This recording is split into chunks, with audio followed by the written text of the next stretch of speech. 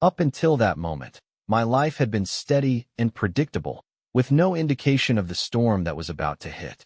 That evening, I got home earlier than usual. The air outside was heavy and damp, a clear sign that a storm was brewing.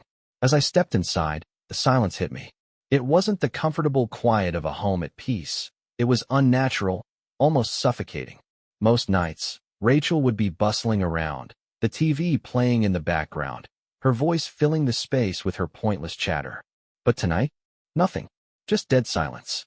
After a long, exhausting day of meetings, deadlines, and frustration, all I wanted was a cold beer and a moment to myself before Rachel inevitably started droning on about her trivial daily nonsense. Yet something in the air felt wrong. At first, I couldn't put my finger on it, just an unsettling weight pressing down on me. No sounds from the kitchen, no footsteps hurrying to greet me, no half-hearted, insincere, "How was your day?" from my wife. My gut tightened. Without fully knowing why, I found myself walking toward the stairs. Some instinct inside me, sharper than logic, pushed me forward. My steps slowed as I reached the top, every part of me tensed with something I couldn't yet name. Then I heard it. A sound, muffled but clear, a low groan. I stopped, my breath catching in my throat. My mind rebelled, unwilling to accept what my gut already knew. Another moan, louder this time. Movement. The sound was coming from our bedroom. I moved forward, careful, silent. The door was cracked open just enough for me to see the mirror on the wall inside. And that's when I saw them. Rachel, tangled beneath him, her face flushed, lost in the moment. And him, Stanley, my best friend, the man who had stood beside me at my wedding, raised his glass in a toast to our future. The man I had trusted for years. He was pressed against her, his body moving over hers like he had every right to be there. The betrayal struck hard, like a fist to my stomach. My breath caught. My mind raced, but my body was frozen, unable to look away. Rage surged through me, a raw, burning thing. My fists clenched, my nails digging into my palms. Every part of me screamed to kick the door open, drag him off her, make them suffer for this. I wanted to see Stanley's face smash against the floor, wanted to hear Rachel's pathetic excuses, wanted to watch her squirm and beg. But I didn't move. Not yet. I refused to give them the satisfaction of knowing they had broken me. Instead, I took a step back, then another. My breathing slowed, my heartbeat steadying. The fury was still there, but beneath it, something colder had formed, purpose. I turned and walked away, each step down the stairs deliberate. I didn't slam the door behind me. I didn't make a sound. Outside, the sky had darkened, the first drops of rain falling against my skin, but I barely felt them. I reached my car and leaned against it. My mind running through the image burned into my brain. Rachel's flushed face, Stanley's hands on her, the way they moved like I didn't exist. That kind of betrayal doesn't just hurt, it destroys. But I wasn't going to lose control. No, let them think they had gotten away with it. Let Rachel keep playing the devoted wife. Let Stanley keep pretending he was still my friend. They thought they were being clever, sneaking around behind my back. But they had no idea what was coming. A plan took shape in my mind, sharp and clear. I wasn't just going to confront them, I was going to dismantle them. Piece by piece, I would strip away everything they valued, take everything they held dear. And the best part? They wouldn't even see it coming. By the time they realized what I had done, it would be far too late. And Stanley? He had no idea how personal this was about to get. I knew exactly how to hit Stanley where it hurt the most. He had taken what was mine without a second thought, so it was only fair that I did the same to him. But I wouldn't just steal his wife. I'd make her want to leave him. I wouldn't settle for a cheap affair like the one he had with Rachel. No, my revenge would be deeper, more permanent. I would make Carmen mine. This wasn't about lust. It was about power, control, making Stanley feel the same gut-wrenching pain he had inflicted on me. But unlike him, I wouldn't act on impulse. I wouldn't throw everything away for a few stolen moments in a darkened room. No, I would dismantle his world piece by piece, savoring every step of his downfall. I started the car, the engine roaring to life as the rain pounded against the windshield. My fingers tightened on the wheel for a moment before I let out a slow breath, a cold smirk creeping onto my face. This wasn't the end of my marriage. It was the beginning of their destruction, and I would enjoy every second of it. That night, I drove with no real destination, letting the rhythm of the rain match the storm inside me. The fury I had felt when I first saw them together hadn't faded, it had transformed. No longer blinding, no longer reckless. Now, it was sharp, precise, like the edge of a knife. Revenge wasn't something you rushed into. It had to be planned, executed flawlessly. There could be no room for mistakes, no reckless outbursts. Stanley and Rachel had been sloppy. That was their weakness. I would not make the same mistake. Stanley had to be my starting point. I pulled into a dimly lit parking lot, letting the car idle as my thoughts sharpened into a clear plan. Stanley always carried himself with that smug, arrogant confidence. He took what he wanted without fear of consequences. He thought he had one, that I was too weak to fight back. But what he didn't realize was how well I knew him. His habits, his weaknesses, his fears. And more importantly, his wife, Carmen. Carmen was the key. Stanley had built his entire identity around his perfect little family, the big house in the suburbs, the carefully curated image of a devoted husband, the picture-perfect life he paraded around like a prize. He loved flaunting his accomplishments, feeding off the admiration of others. But I saw through the facade. I knew the cracks in his perfect world, and nothing would shatter it faster than Carmen realizing the truth about the man she married.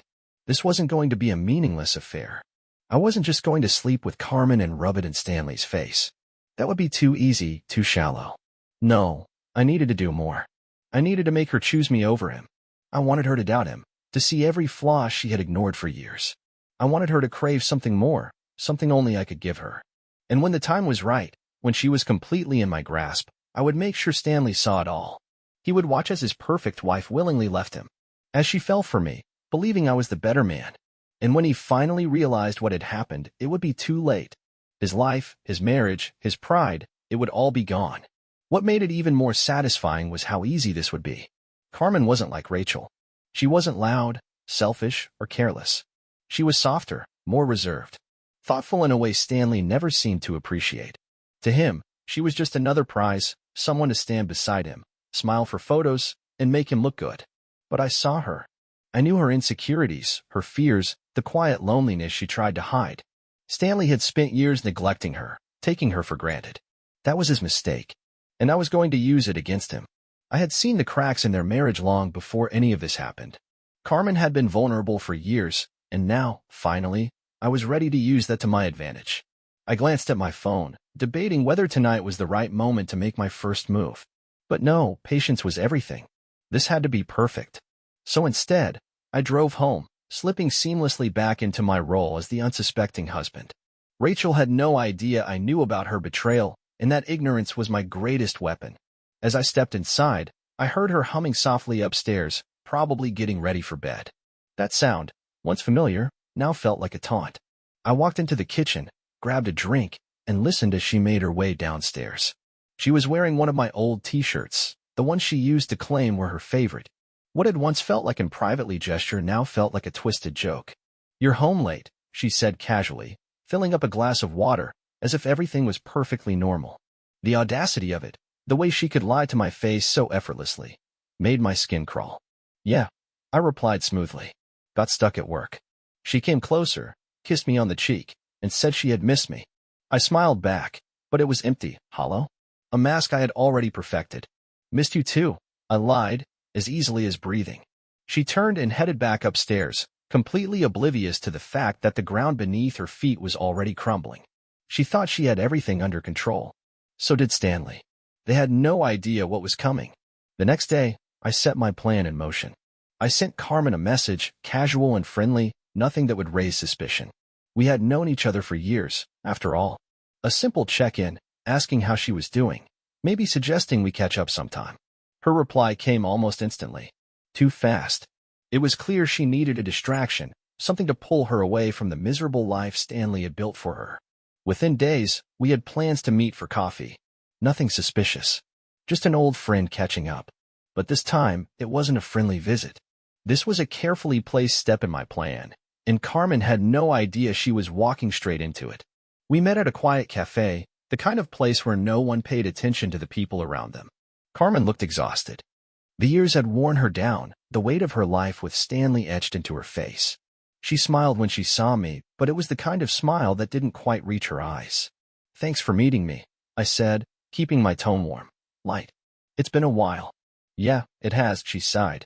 Her voice was tired, carrying the weight of things left unsaid. Things have been busy. She didn't need to explain. I already knew exactly what she meant. Stanley wasn't the perfect husband everyone believed him to be. I just needed her to admit it out loud. So, I steered the conversation in just the right direction, asking about her art, listening carefully to every word, every hesitation. The cracks were already there. I just had to widen them. And then, she finally said what I had been waiting for. I've been struggling with everything lately, she admitted, staring down at the table. It's like Stanley and I are drifting. We're not connecting anymore. I leaned in slightly, lowering my voice just enough to sound sincere. I'm really sorry to hear that, Carmen. You deserve better. Her eyes flickered to mine, searching, needing something validation, understanding. And I gave it to her. You've always been such a good friend, she said softly, a hint of relief in her tone. I don't know what I'd do without people like you. I smiled, warm and reassuring, though every inch of it was calculated. You're never alone, I said smoothly. I'm always here for you. She smiled back, but there was sadness in it. A sadness I wanted to nurture, to use. And there it was, that moment. The hesitation, the flicker of doubt creeping into her mind. The realization that maybe, just maybe, the life she thought was secure wasn't as solid as she had believed. Exactly what I wanted. I was planting the seeds of doubt, making her question everything. It had started. As I left the cafe that afternoon, a slow satisfaction settled over me. The pieces were moving into place. Stanley had no idea that the woman he had betrayed me with was about to become the very reason his world would fall apart. I walked to my car as a light drizzle began to fall, the rain whispering against the pavement, a fitting prelude to the storm I was about to unleash. This was only the beginning. The day after my meeting with Carmen, I carried myself as if nothing had changed. But inside, I could feel it, the slow, burning thrill of revenge fully taking root. There was no turning back now. Stanley remained completely unaware, oblivious to the noose tightening around his perfect little life. And Carmen? She had started to look at me differently. It was subtle, just a shift in the way she spoke, the way she lingered a little longer in our conversations. She trusted me now, believed I understood her in ways Stanley never had. And Rachel? She continued playing the devoted wife, completely clueless. She still sent me texts throughout the day, grocery lists, weekend plans, pointless chatter, as if everything was normal. As if she wasn't betraying me behind my back. But soon, she'd understand just how wrong she was. It was a Thursday night, about a week after my coffee with Carmen, when I decided it was time to take the next step.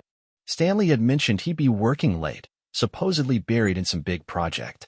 More likely, he was just using that as an excuse for his usual activities. But tonight, I wasn't concerned with Rachel or Stanley. Tonight, my focus was entirely on her. I drove to their house, already armed with the perfect excuse. I wasn't dropping by as a scheming manipulator. I was simply a friend checking in. Carmen had confided in me, spilled her frustrations, her loneliness. I knew she wouldn't turn me away. If anything, she'd appreciate the company. As I pulled up in front of their pristine two-story home, the rain had picked up, turning the pavement into a slick mirror reflecting the streetlights. Through the living room window, I could see the flickering glow of the TV, a cozy, domestic scene playing out behind closed curtains. It almost felt too easy. I knocked on the door, keeping my expression casual, relaxed, just a friendly visit. A moment later, Carmen opened the door. Her surprise was genuine. Oh, hey, she said, blinking up at me. I wasn't expecting you. I shrugged, brushing off my damp jacket, offering an easy smile. Yeah, thought I'd check in. Just happened to be in the neighborhood. A lie, of course. I hadn't been anywhere near her neighborhood, but the way her face softened, the way her lips curved into a small, welcoming smile, told me she didn't care. Stanley's not home, she said, almost apologetically.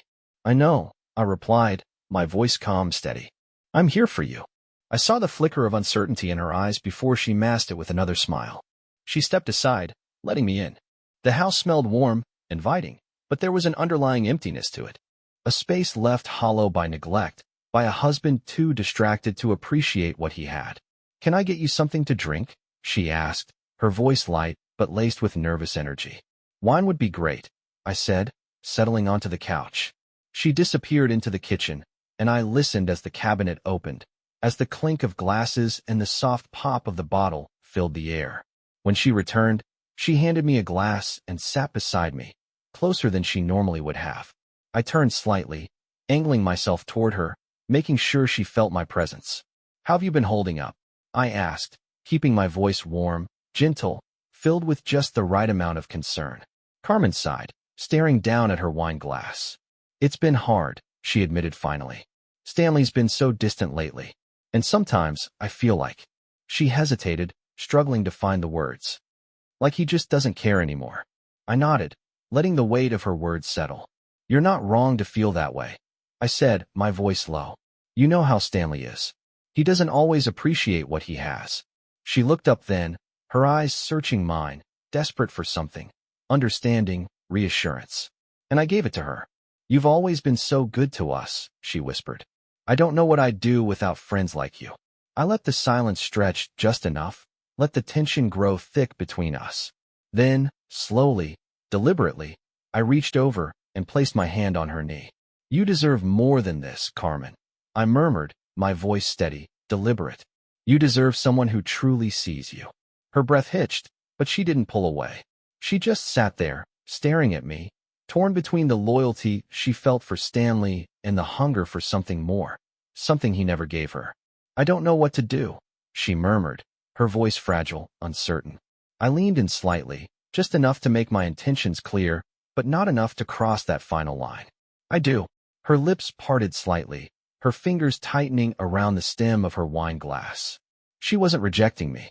You deserve better than what Stanley gives you. I continued, my voice low, coaxing. You know that, don't you? Her gaze dropped to my hand, still resting lightly on her knee, her breathing shallow. I shouldn't, she whispered, but I didn't let her finish. I'm not asking for anything, Carmen, I said smoothly. I'm just telling you the truth. She hesitated, caught between fear and desire, between the life she thought she was supposed to have and the one she wanted. And then, finally, slowly, she leaned toward me. Her lips parted, her breath warm against my skin, her eyes fluttering shut. Exactly as I had planned. It would have been so easy to let the moment consume us, to push forward and take what was already within reach. But I wasn't going to make that mistake. This wasn't about reckless passion. It was about control. About her coming to me, not the other way around.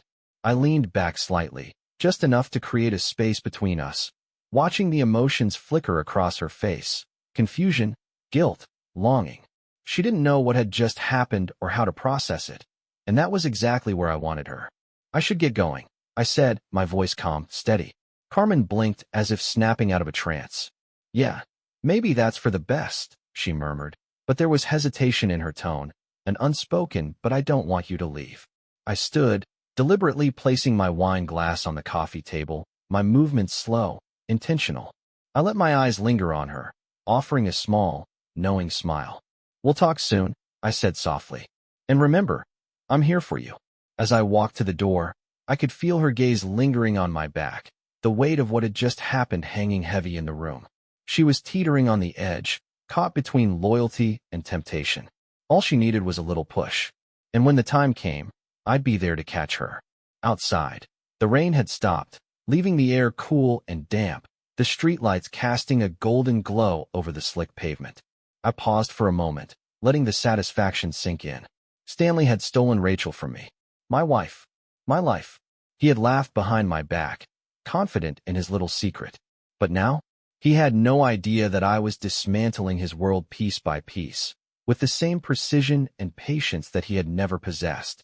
He wouldn't just lose Carmen. He would lose everything he held dear. And the best part? He wouldn't see it coming.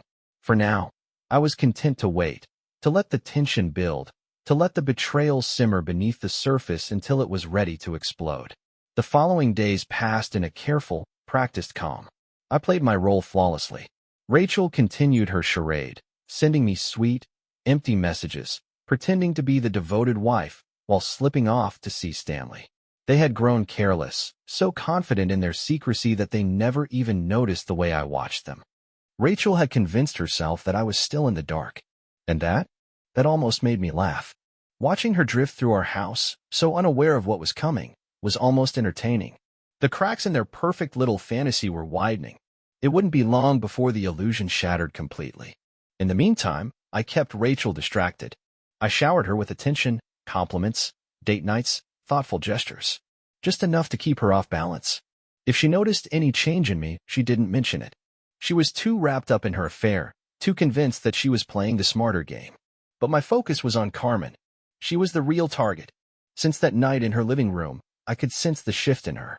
She reached out more often, confiding in me, letting me into the corners of her life that Stanley had neglected for years. Each conversation pulled her further away from him. She didn't even realize it, but I was driving a wedge between them, one carefully placed word at a time. And then, the perfect opportunity presented itself. Stanley, in his arrogance, had mentioned a work conference he'd be attending out of town. He had proudly told me about it, completely unaware of the gift he had just handed me. With him gone, Carmen would be alone, vulnerable. It was time to take things to the next level. On Friday evening, I sent her a simple message. "How are you holding up? Need some company?" Her reply came almost instantly. "Home alone. A distraction would be nice." Exactly what I wanted. The drive to her house was short, but my pulse remained steady. The rain had cleared, leaving behind a night cool and silent. The streets gleamed under the soft glow of streetlights, carrying a sense of quiet inevitability. Tonight, I would push things further. When Carmen opened the door, she greeted me with a tired smile. "Thanks for coming," she said softly, stepping aside. "It's been a long week." I stepped inside, my gaze lingering on her. She looked exhausted, worn down by neglect, by disappointment, by the weight of a marriage that no longer held anything for her. She looked like someone carrying too much for too long. "I'm always here when you need me," I said, offering her that same reassuring smile, the one she had started to depend on. We settled into the living room, the lights low, the space warm. She poured us both a glass of wine, a casual gesture, but I could feel the energy shift as she handed it to me. I sat close enough for her to feel my presence, but not close enough to scare her. Not yet. At first, we talked about the mundane, work, the small details of her day-to-day life. But as the night deepened, so did the conversation. And then, finally, her walls started to crumble. "I just don't know how much longer I can pretend everything is fine," she admitted, her voice barely above a whisper. "Stanley is never around, and when he is, it's like he's already left. I feel like I'm losing him." Her words hung between us, thick with unspoken emotions. This was the moment I had been waiting for. The crack in her armor. I reached over, my hand covering hers. My touch was soft, deliberate. "You haven't lost him, Carmen," I said gently. "But maybe it's time to stop holding on to something that isn't there anymore." She met my gaze, her eyes wide, searching, needing something. Reassurance. Validation. A way out. "I don't know what to do," she whispered. "I've tried so hard to make it work, but I feel so alone." "You're not alone," I murmured, my voice steady, comforting. "I'm here. I've always been here." And then she leaned in. It was hesitant, unsure, but when her lips brushed against mine, I could feel the hesitation fading. I kissed her back, slow, deliberate, letting her feel it, letting her want it. But just as she began to lose herself in it, I pulled away. She gasped slightly, her eyes widening, realization crashing over her. "I shouldn't have done that," she whispered, pulling back, her hand covering her mouth. "I'm sorry." I shook my head, keeping my expression calm, reassuring. "Don't apologize," I said smoothly. "You haven't done anything wrong." I watched as the war played out in her eyes, the guilt, the confusion, the lingering desire.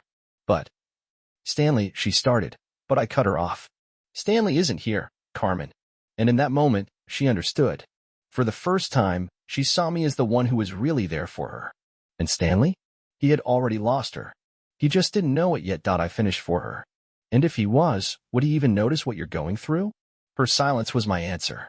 That moment of hesitation, the flicker of doubt in her eyes, it was the confirmation I had been waiting for. She had crossed the line, and deep down, she knew it. But regret? No, that wasn't what I saw in her expression. What I saw was something else, relief. The weight of years of loneliness, of being overlooked, was slipping off her shoulders. "I don't know what I'm doing," she whispered, her voice cracking as unshed tears welled in her eyes. "I just feel so lost." I reached for her hand, squeezing it gently. "You're not lost, Carmen," I said, my voice low, deliberate. "You're just starting to see things as they really are." Silence stretched between us, thick with all the things we both knew but wouldn't say out loud. She was standing on the edge of something new, staring down at the life she had always known and realizing, for the first time, that she didn't have to stay in it. And I was right there, waiting to catch her when she finally let go. This time, when she leaned in, There was no hesitation. Her lips found mine, and the kiss wasn't tentative. It was full of quiet desperation, years of loneliness bleeding into the way she clung to me. My arms wrapped around her, pulling her closer, feeling her warmth press against me. And just like that, everything else faded away. No thoughts of Stanley. No thoughts of Rachel. Just this moment. The kiss deepened, slow at first, then more insistent. My hands traced the curve of her waist, pulling her against me, while hers gripped my shirt like she was anchoring herself in this new reality. She pulled back slightly, breathless, her lips parted, her eyes dark with emotion.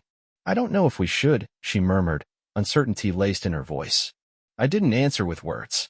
I kissed her again, slow and deliberate, letting her feel the safety, the certainty, in my touch. "We're already here, Carmen," I whispered against her lips. That was all it took. Whatever remained of her hesitation crumbled. She kissed me back, deeper this time, with certainty. Her walls were down. Whatever defenses she had left had been swept away, and she let herself fall. We moved together slowly at first, both of us hyper-aware of what we were doing, yet neither of us wanting to stop. As my lips traced the soft curve of her neck, I felt her body arch toward mine, her breath catching in her throat. Her hand slid up my chest, hesitant at first, then bolder, fingers curling into my shirt. I slipped my hand beneath the hem of hers, feeling the warmth of her skin beneath my fingertips, tracing the small of her back. The night unraveled in a blur of stolen moments, whispered confessions, and touches that blurred the line between what was forbidden and what was inevitable. When we finally made our way to the bedroom, the tension that had been simmering for far too long shattered completely. There was no guilt anymore. No restraint. Everything else, the years of neglect, the weight of betrayal, the careful lies, ceased to exist. The only thing that mattered was this. We took our time, slow at first, savoring the intimacy of it. But the longer we touched, the more urgency took over. We had been holding back for too long, and now, there was nothing left to hold back. By the time it was over, the room was steeped in silence. The only sounds were our slowed breathing, the quiet hum of the world outside as if it had no idea what had just happened inside these walls. Carmen lay beside me, her head resting against my chest, her fingers tracing absent patterns along my arm. "I never thought I'd do something like this," she whispered. Her voice was thick, heavy with exhaustion, but there was something else there too, relief. I didn't respond. I just ran my fingers gently through her hair, staring up at the ceiling as she drifted off to sleep. I could feel the shift in her, the realization settling in. She had crossed a line, one she could never uncross. And a part of me relished it. Carmen had been drowning in her marriage for years, and now she had chosen me. She just didn't realize it yet. As I lay there beside her, a slow, quiet satisfaction settled over me. This wasn't just about the physical act, though, of course, that had been inevitable. No, this was about control. This was about turning the tables on Stanley in a way he could never have anticipated. The best part? Carmen had no idea she was just another piece in my game. To her, this was real, a moment born from loneliness and neglect, a connection she had convinced herself was genuine. But to me, it was something else entirely. The weeks that followed unraveled like a carefully orchestrated play. I kept the momentum going, seamlessly balancing my manipulation of Rachel and Stanley while deepening my hold on Carmen. She was completely caught up in me now, ensnared without realizing it. And with every text, every glance, every stolen touch, I pulled her further from Stanley. He had no idea, no clue that his own wife was slipping away, that the rift between them was widening with every passing day. Then, about 3 weeks later, we were all invited to another dinner party. A small gathering, casual, friendly. The kind of event that would have felt normal before everything had shifted. But nothing was normal anymore. Not after what had happened between Carmen and me. Stanley and Rachel were there, of course, playing their parts to perfection. Laughing, mingling, acting like devoted spouses while secretly stabbing their partners in the back. It was almost impressive how well they maintained the illusion. But tonight wasn't about them. Tonight was about Carmen. As conversations buzzed around us, I stayed close to her, careful not to draw attention. We were playing our own game, one no one else in the room knew about. Then, she caught my eye and gave a small, almost imperceptible gesture toward the kitchen. Her face was pale, her eyes wide, her fingers twitching as she twisted the hem of her sleeve. Fear. Or maybe something deeper. Intrigued, I followed her, slipping through the doorway as the noise of the party dulled behind us. The doors swung shut, sealing us in a bubble of silence. She stood in front of me, visibly shaking, looking at me like she didn't know where to begin. What's going on? I asked, keeping my voice steady, though I could feel the shift in the air. She took a shaky breath, lips trembling. I don't know how to say this, she whispered. Just say it. She closed her eyes, inhaled sharply, and then, I'm pregnant.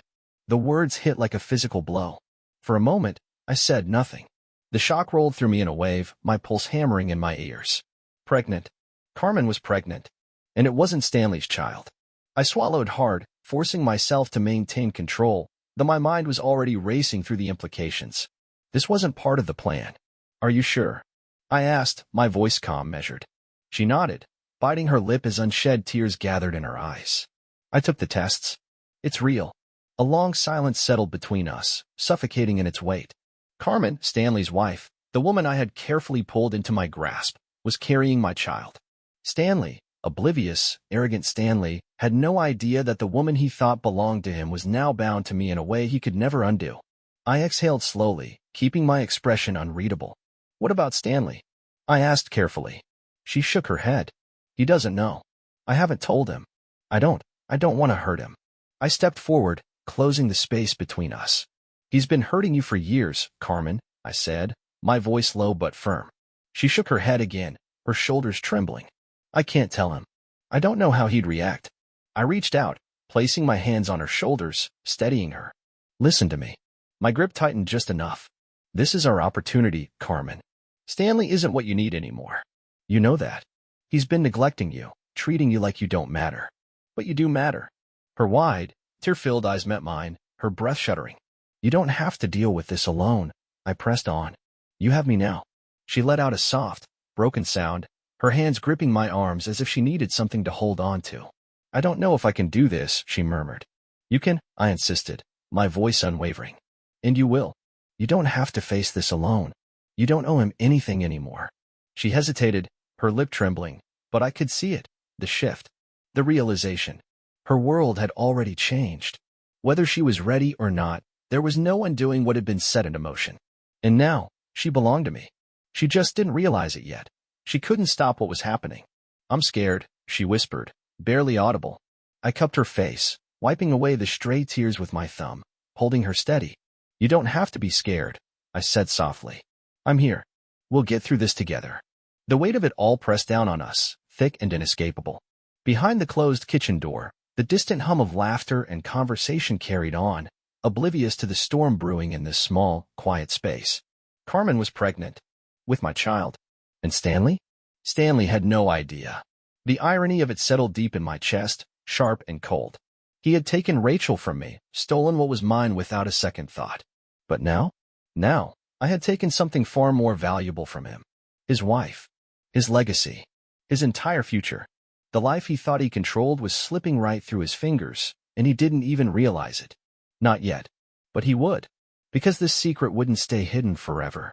Eventually, the truth would come out. And when it did, the fallout would be nothing short of catastrophic. Exactly as I wanted it. Carmen inhaled sharply, her hands moving instinctively to her stomach. That small gesture spoke louder than any words. She understood. She was standing at the edge of a reality she could never escape. We'll figure it out, I told her, my voice steady, unwavering. She nodded slowly, the last remnants of hesitation fading. She wiped her face, her breathing evening out. Okay. That was it. The shift had happened. There was no turning back. For now, we would keep this secret between us, let it simmer beneath the surface, let the tension build. Because when the truth finally exploded, it would break them. We stepped out of the kitchen, slipping back into the noise of the party. Laughter. Light-hearted conversations. The illusion of happiness. Stanley's laugh rang out across the room, deep and confident. Rachel stood beside him, her smile bright, her eyes sparkling. They thought they had one. They had no idea. In just a few months, everything they cherished, everything they had built, would be reduced to rubble. I met Carmen's gaze from across the room. She glanced at Stanley, then back at me. There was still fear in her eyes. But beneath it, something darker, something deeper. This was no longer just betrayal. This was a reckoning. And when it finally came, the devastation would be undeniable. And I would stand in the center of it all, watching as everything Stanley and Rachel had built burned to ash. Because trust me, this was only the beginning. The next chapter? It would make this one look like a fairy tale. Don't forget to subscribe to our channel, so you don't miss the continuation of this exciting story. There's much more to come. Stay tuned.